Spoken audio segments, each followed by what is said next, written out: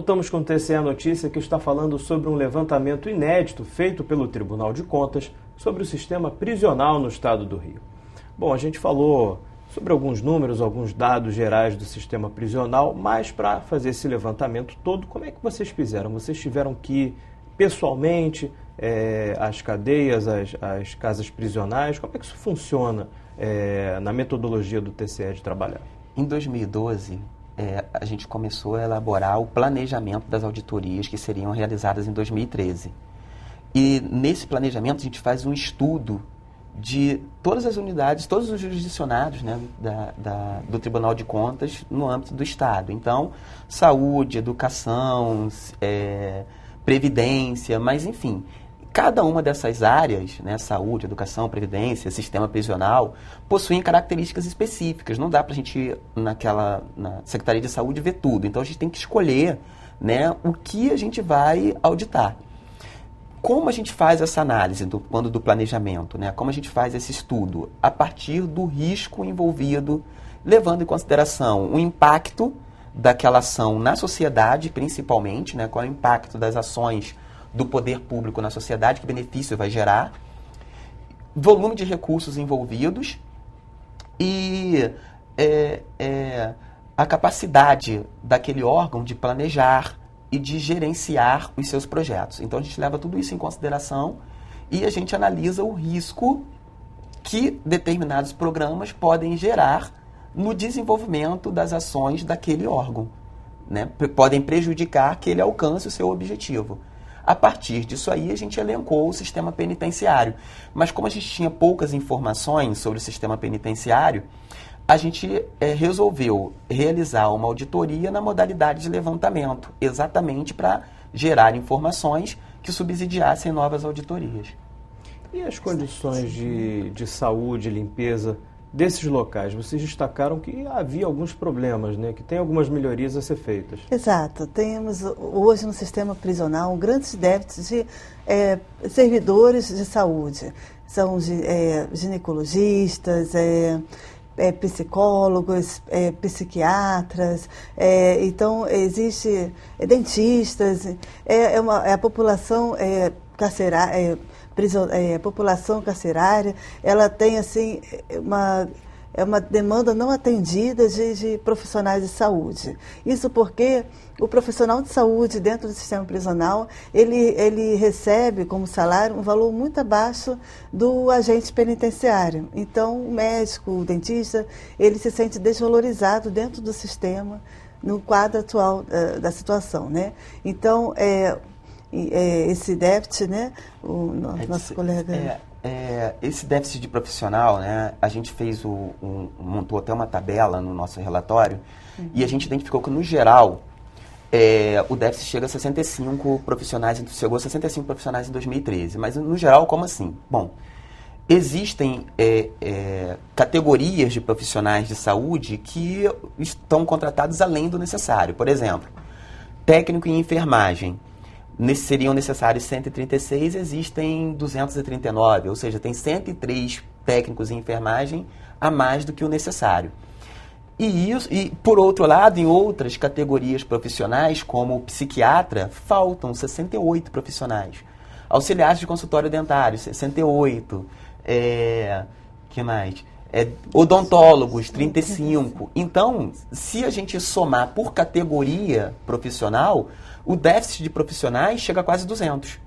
Mas isso porque o sistema penitenciário não realiza concursos e também não valoriza a carreira há mais de uma década, né? Ou seja, isso acaba prejudicando o próprio objetivo do sistema, que é devolver para a sociedade uma pessoa que tenha condições de conviver novamente, né? É o que a gente sempre discute, é que o sistema prisional, né, ele está fundamentado em um tripé: instrução básica,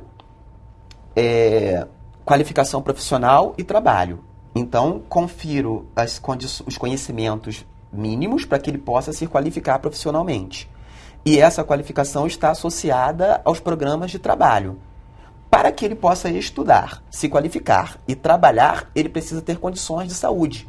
Então, os programas de saúde, eles são essenciais para que o preso possa se educar, se qualificar, exercer o trabalho e voltar para a sociedade em condições de convivência social, né? Em condições de conviver novamente a sociedade. Você tocou num ponto interessante que é a ressocialização, né? Como é que andam os programas de ressocialização dentro do sistema penitenciário? Os programas, as despesas com ressocialização, elas vêm diminuindo desde 2009. Né? Então, em 2009, por exemplo, eram cerca de 1.300.000.000, 1.370.000, né? 1.400.000.000. Aproximadamente em despesas autorizadas, correto? Isso. Mas só, ou seja, está autorizada a gastar 1.400.000 aproximadamente, mas só executou em 2009, só aplicou 400.000. E depois esses valores vieram sendo reduzidos, né? Tanto o valor autorizado a ser gasto, quanto aquele que foi aplicado. Tanto é que em 2012 foram autorizados só R$35.000, isso para mais de 30 mil presos. E só foram aplicados nos programas de melhoria, né, de criação de oficinas, por exemplo, só foram aplicados R$17.000.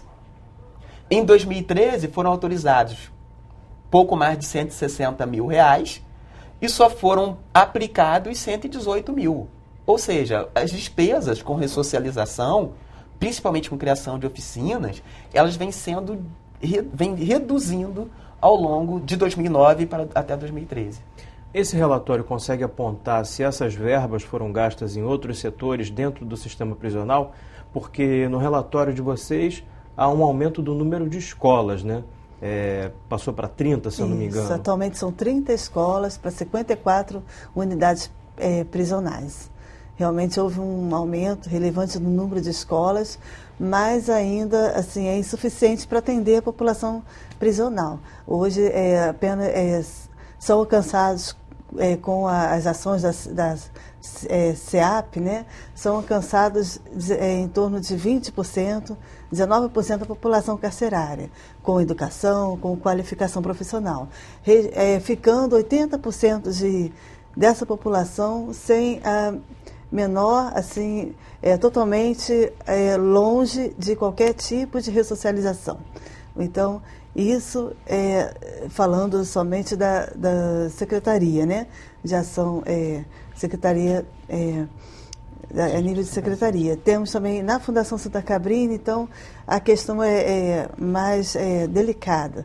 Hoje, quando nós fizemos o nosso estudo, haviam 71 presos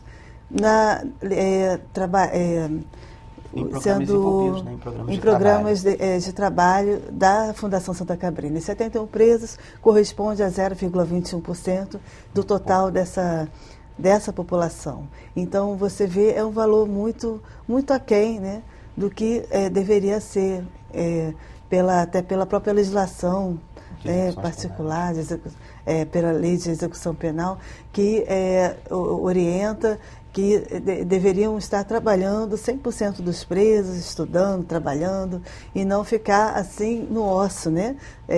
Sem nenhuma atividade. Mas houve uma diminuição nesse número de presos que trabalhavam do início dos dados que vocês colheram até hoje? Sim. Enquanto o número de presos foi reduzido, né, presos que trabalham foi reduzido, o número de detentos aumentou no mesmo período. Então, em 2009, cerca de 18 mil presos, 18.500 presos, estavam exercendo uma atividade laborativa.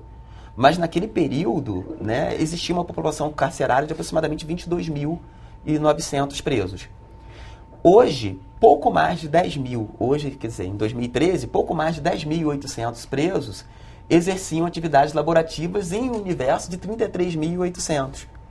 Então, houve uma redução enorme do número de presos. Em percentual, chega a quase 40%, né? A redução de número de presos que trabalham. Né? É importante a gente destacar que a Fundação Santa Cabrina, ela é responsável pela gestão do trabalho do preso. Né? Então, além de ser responsável pela gestão do trabalho do preso, ela acaba também exercendo funções ações de qualificação profissional. Tudo bem? Então, nesse tripé de educação, qualificação profissional e trabalho do preso, a gente tem essas ações sendo executadas, né, de trabalho, de educação e qualificação, tanto pela SEAP quanto pela Fundação. Mas gestão do trabalho fica só com a Fundação Santa Cabrini. Entendeu? E nessa gestão do trabalho, a Fundação Santa Cabrini, infelizmente, ela só conseguiu atender no ano passado 0,21% do universo de detentos, somente 71 presos do universo de 33.800. Agora, como a gente falou no início do programa, esse levantamento que vocês fizeram vai servir para auditorias futuras, que inclusive já está sendo realizada nesse momento, né? Isso. E vocês têm alguns focos, como por exemplo, auditoria operacional nos programas de ressocialização, a gente acabou de conversar aqui sobre isso, auditoria de conformidade nos contratos de gestão de trabalho de presos, que a gente acabou de falar também, e prestação de serviços de alimentação e limpeza. São esses os 3 focos que vocês identificaram que devem ser auditados? Exato. Exato. A questão da alimentação do preso, nós percebemos que é um valor muito alto em relação aos demais gastos com manutenção. Então, assim, percebemos que era uma questão relevante olhar mais de perto a questão da alimentação do prisional. E nós também verificamos, né, que assim, a questão do o trabalho, os contratos de trabalho prisionais, assim, estavam merecendo um enfoque maior em termos de auditoria de conformidade. Então, vão ser realizados trabalhos uma auditoria de conformidade na área de contratos de trabalho do preso, na área de alimentação, e também, assim, está havendo também um monitoramento das ações do fundo, do FUESP, que é o fundo ligado ao sistema prisional, de determinações já colocadas, assim, pela nossa casa, né, pelo Tribunal de Contas.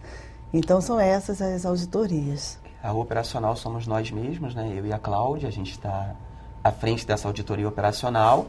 E como a gente falou antes, o objetivo mesmo da auditoria operacional é a gente orientar o gestor e buscar melhorar a situação do sistema prisional, né? Esse é o objetivo da auditoria operacional. Melhorar a gestão e garantir buscar, né, ajudar o gestor a garantir que ele retorne à sociedade pessoas que tenham condições realmente de conviver em sociedade. Tá certo. Quero agradecer muito a presença dos dois aqui no nosso estúdio. Infelizmente, nosso tempo está esgotado, mas se você tiver dúvidas ou sugestões, envie um e-mail para a gente em faleconosco@tvalerj.tv, e se você quiser rever este programa, acesse www.tvalerj.tv. TV Alerj, o canal do povo fluminense. Até a próxima.